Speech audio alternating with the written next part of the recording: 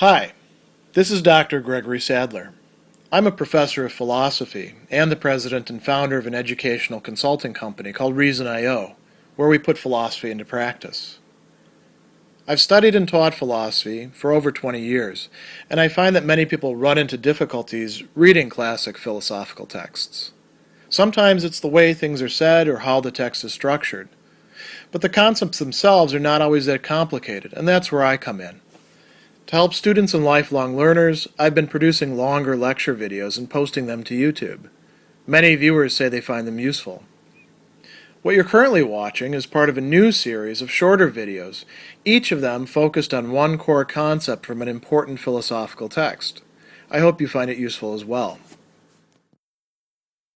In Meditation 3, one of the things that Rene Descartes is considering that plays an integral role in the argument and the explanations that he's providing by which he's gradually reconstructing his account of reality is the provenance of our ideas. That is, where our ideas are coming from. How are they coming to us? Are they within us already? Are we producing them? Are they coming from outside things? And that's the tripart distinction that he is going to make and then more importantly rely upon. This distinction is sometimes difficult to follow and to grasp, and it's not helped by the language that many of the translations use, which actually comes from Descartes' Latin, which is good to take a look at in this case. We generally talk about three types of ideas that Descartes himself recognizes, and those three, one of them is very important, plays a major role later on, doesn't play such an important role in Meditation 3, innate, and then we have what we call adventitious ideas, right? In the Latin, ex his autem ides, that's of these ideas. Aliae innatae, that is, some are born with us, right? Aliae adventitiae, that's coming from something else. And then we have ideas that we can call produced.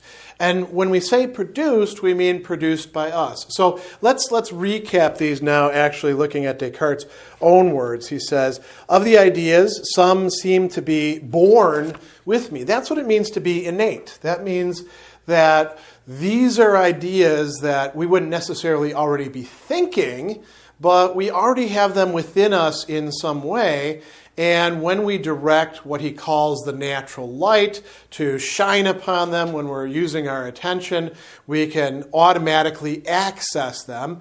And they may take a little bit of, working with to become completely clear for us, but they're there. They're there already. We don't have to produce them by our own work, the operative powers of our mind. They're already within us, just waiting to be called up.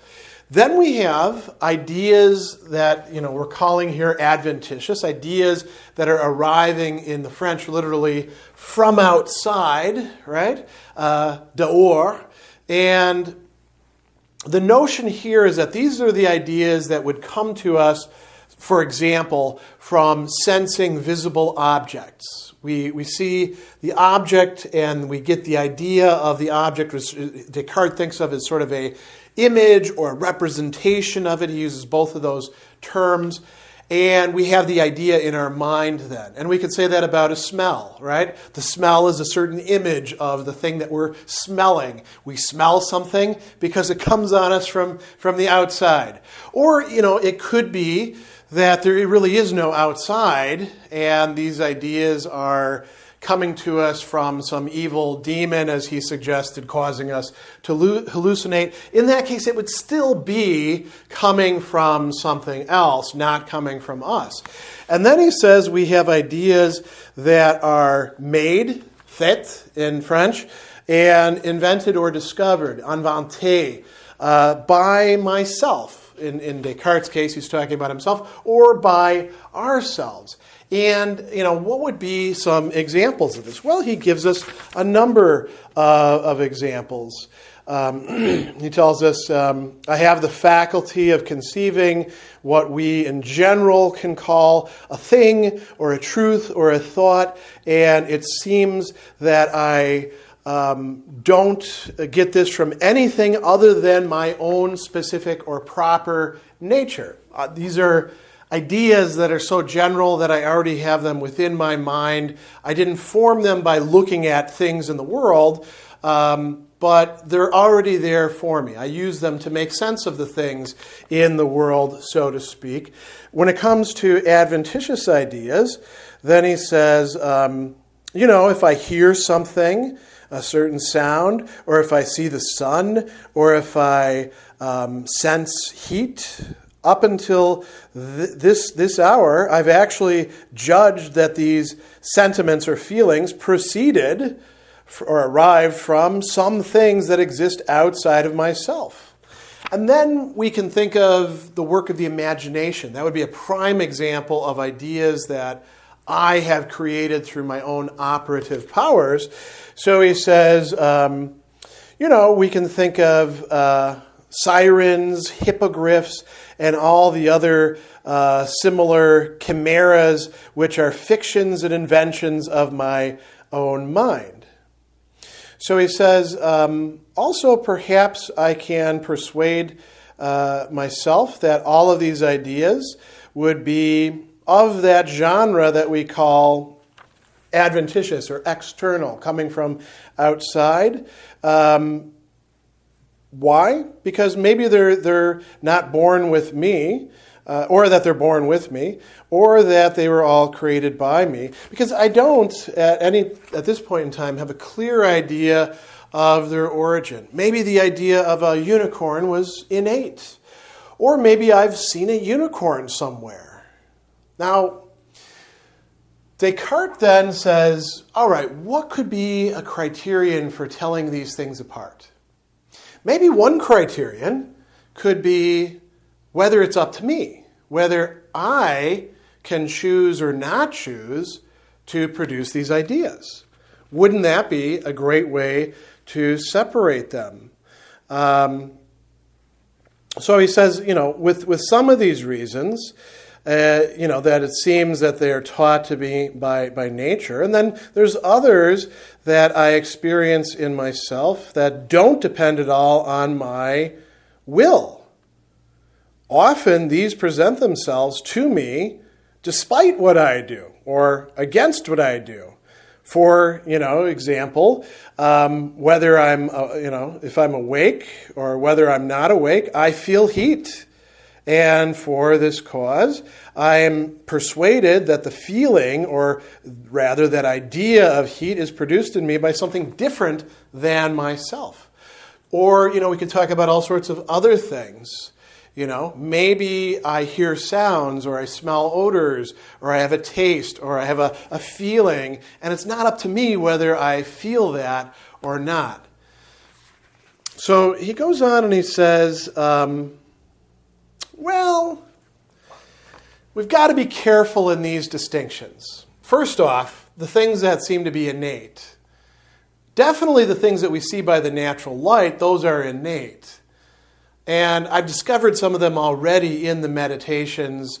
For example, that if I doubt, I must exist. That's something that we can actually say as a truth is already there within me, ready to be found.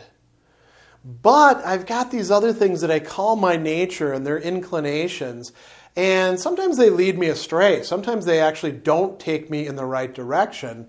And so perhaps those are actually produced by me. And then he goes on and considers something else that's quite interesting. He says, for the other reason that these ideas must come from outside because they don't depend on my volition or will, I actually don't find that convincing. Why?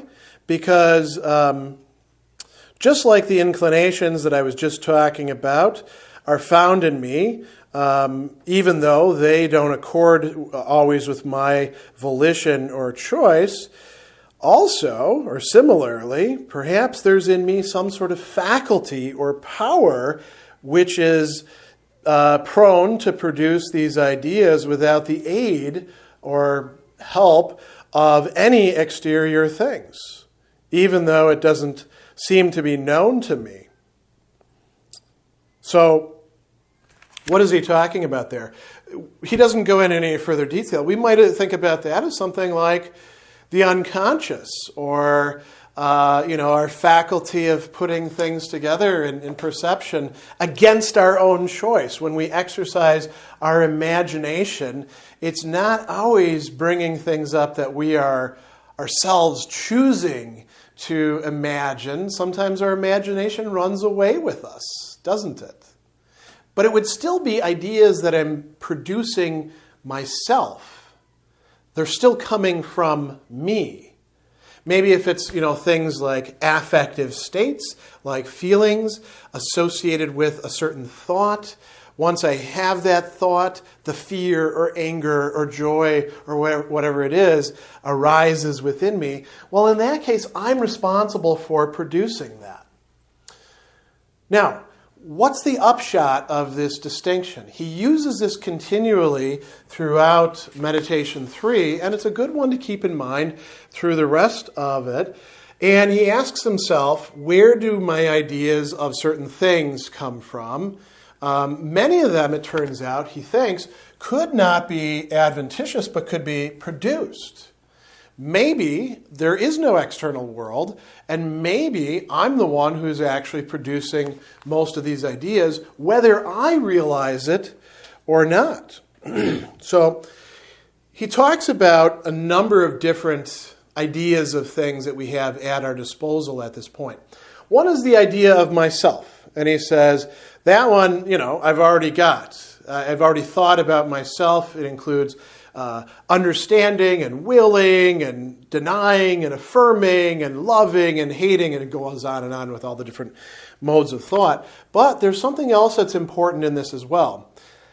In understanding his idea of himself, he has grasped himself as a substance, as a thing that thinks, right? He's also grasped himself in terms of duration and in terms of number. And this is going to be quite important when it comes to thinking about other corporeal things that are non-animate. He says that I could have gotten my idea of these other corporeal things. I could be producing themselves by taking these basic components of the idea of myself and then just, changing them around in different ways, whether I realize I'm doing it, whether I'm consciously doing it, or whether I'm just sort of happening, to do this in the background, and then I discover these ideas of books and the world and air and all these other sorts of things. So maybe the idea of corporeal things is really something, instead of being adventitious, instead of coming from outside things that those ideas would be representations of, maybe I've produced those. What about other things like people or animals or angels? Descartes says, I could have produced those ideas. Notice that he doesn't say I could have produced them by thinking about myself and then projecting another self out there. He says, I could have produced those by taking the idea of God and corporeal things and combining them in some way so as to get beings that would be animate, that would have agency, that would have certain perfections. I, so to speak, place them in between God at the one extreme and inanimate corporeal things at the other, and put them like right here in the middle as existing things that have a kind of agency, sort of like God. What about my idea of God?